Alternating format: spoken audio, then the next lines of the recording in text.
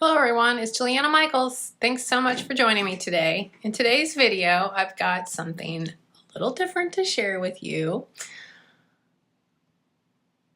I'm starting my first junk journal after being inspired by the talented Louisa Heinzel. As I decided to begin this junk journal journey, say that 3 times fast, I thought it might be fun to take you along with me as I create my first one and share with you a little bit about what junk journaling is and what it is to me.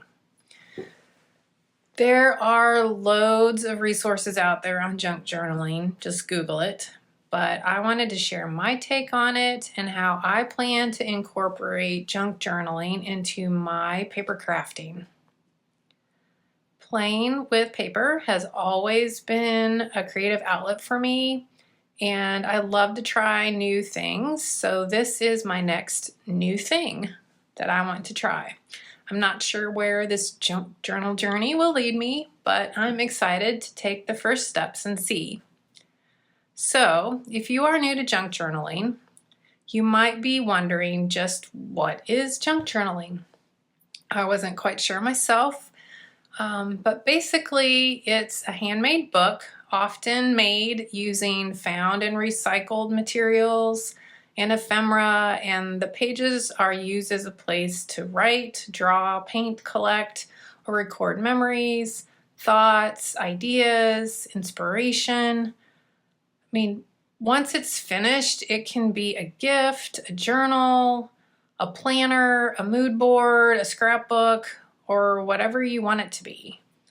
That is really the key takeaway here. It can be whatever you want it to be. So for me, it's going to be a way to use up some of my crafting stash, as well as a creative outlet for me to play around with techniques and products that I haven't found the time or made the time to try out or use. So anyway, I hope you'll join me. We'll see where it goes. In today's video, I'm going to go over what signatures are, how I created mine, what Collage Fodder is, and how to create some for your junk journal using vellum, stamps, embossing folders, and distress spray stain. So let's get on with the making.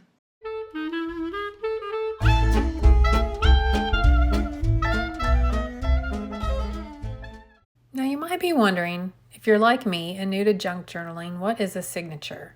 I didn't know what it was either until I started to learn more about junk journaling. It's simply a set of papers nested inside one another to create a section of the journal. Each signature is usually 4 to 7 papers in total, but they can be larger or smaller. You then stitch these signatures or little notebooks together and put them into your book. I'll be sharing more about this in a later video. You can use any kind of paper you like to create your signature, from patterned scrapbooking paper to the brown paper bag your takeout came in. These papers are then the pages of your journal on which you can write, paint, stamp, collage, and more. It can really be anything you want it to be. The first thing I did to begin my junk journal was to create my signatures. I've already put together the bare bones of 4 of them using Holtz pattern papers from my craft stash. I then added in some book pages, vellum, which I'm going to share all about this with you later in this video, a brown paper bag, and some paper from the notebook that comes inside the Holtz travel folio. I had used the main folio for another project, and this notebook has been sitting around just waiting to be used for something. I removed the staples from the notebook and can now easily remove pages to use them. The outside of each signature is a piece of Holtz pattern paper folded in half. I have 2 of these in each signature, one on the outside and another on the inside. These papers are 6 by 10 inches and I simply folded them in half. You can also use a scoreboard to score them and fold them if you want, or you can simply just fold them in half. I also took some papers from the abandoned paper pad. These are 8 by 8 inches, so I cut them down to 6 by 8 and folded them in half. For some of the papers, you might notice that I folded them at an angle, and this is just to add a little interest as you flip through the journal. In this signature, I also added in this piece of metallic paper that coordinated with the other papers. I really just went through my stash, grabbing papers that coordinated. You can pick out any papers you like. You can start with a color palette, your favorite color, or even a theme such as flowers or butterflies. As I've already said, it can be anything you want it to be. Once you have your signatures, it's time to start creating some collage fodder. What is collage fodder, you ask? It can be collected scraps and pieces of paper, such as old book pages, brown paper bags, gift bags, magazines, or even something that you get in the mail that you might normally toss in the trash. It can also be handmade, like these bits that I'll be sharing in a future video, or pre-made ephemera, like these die cuts and photos from Tim Holtz. You then use these bits to decorate and embellish your junk journal. During this junk journal journey, I'll be sharing some of the collage fodder I'm going to be creating and using.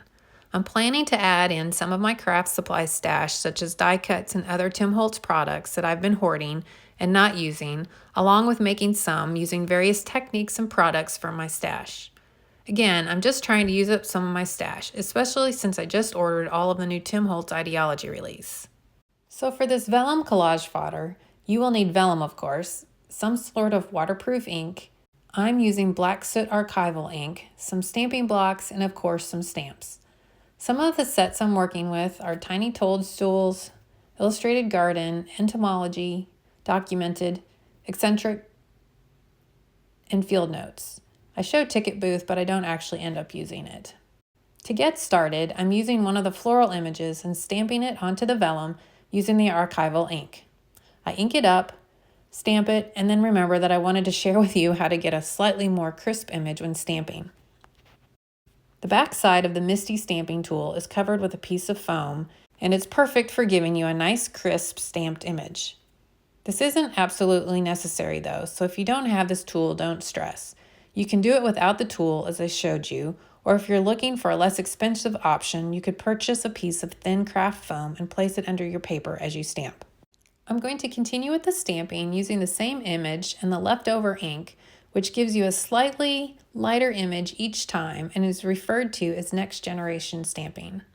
I then repeat this process with another flower image.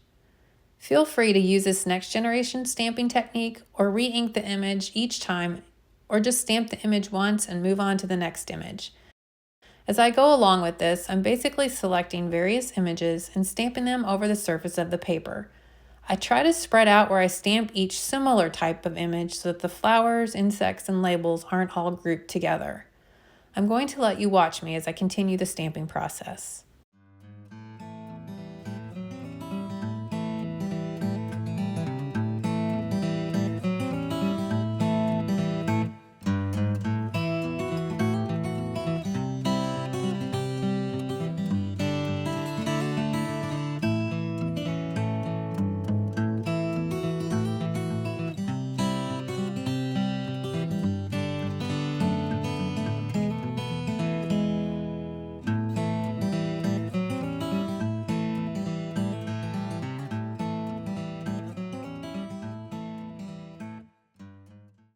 Once the stamping is completed, you're ready for the next step, which is to grunge it up a bit.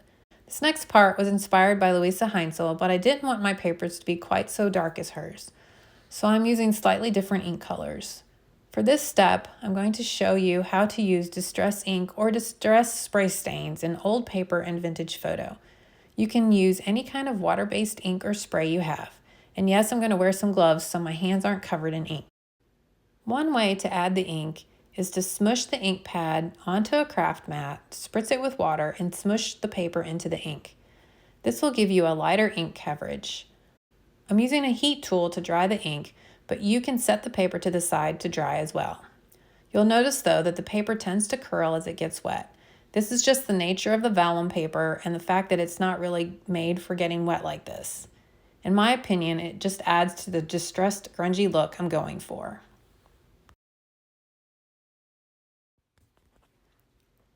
Another option is to use the distress spray stains. Here I'm spraying the ink directly onto the paper, spritzing it with some water, and then using my fingers to kind of move the ink around on the paper, almost like I'm finger painting. As you can see, the ink color is more intense with this option as the spray stains have more dye in them as compared to the ink pads.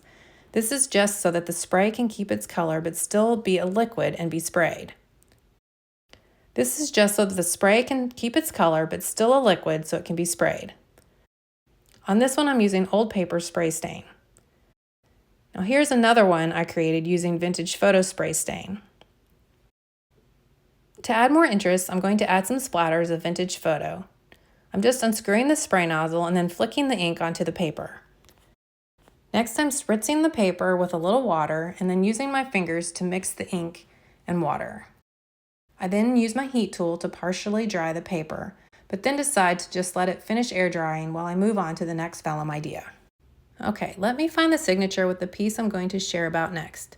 For this piece, we're going to emboss the vellum. You can use any embossing folder you have. I'm using the Entangled 3D embossing folder with the vellum.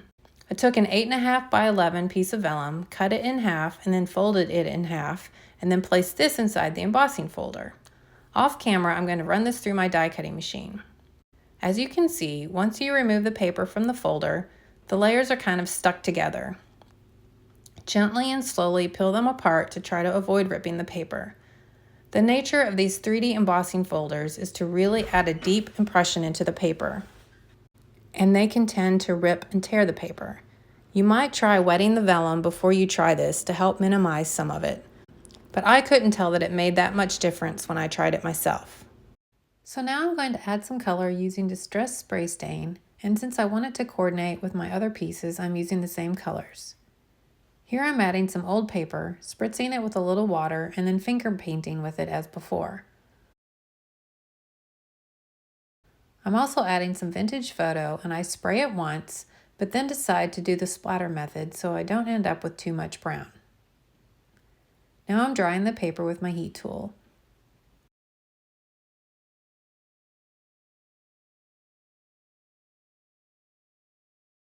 The area where I sprayed the vintage photo is a little too dark for my liking, so I attempt to lighten it by dabbing off some of the wet ink, and when that doesn't work, I spritz it with some water and dab off the ink with a paper towel.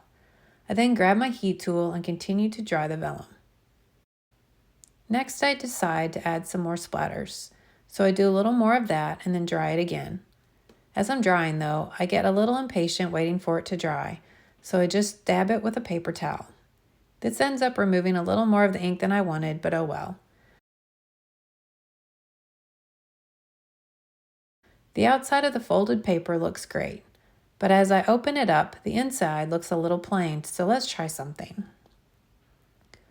I start wondering, what if I rub an ink pad over the surface?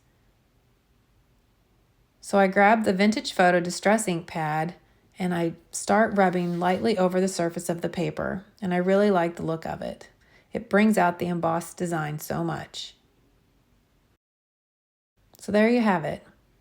I hope you enjoyed this journey into junk journals part 1. I'll be back soon with part 2 to share more collage fodder ideas. I'm also planning a video for how I'm going to do my cover, as well as more details about the inside pages, such as adding pockets and such, so stay tuned. Thanks so much for watching. I'm truly grateful for you. I was wondering if you could do me a quick favor and subscribe to my channel or leave me a thumbs up or a comment. If you're feeling extra generous, I'd love for you to share about my channel with your friends. All of these things help out us YouTubers so much, and it would mean so much to me to have your support.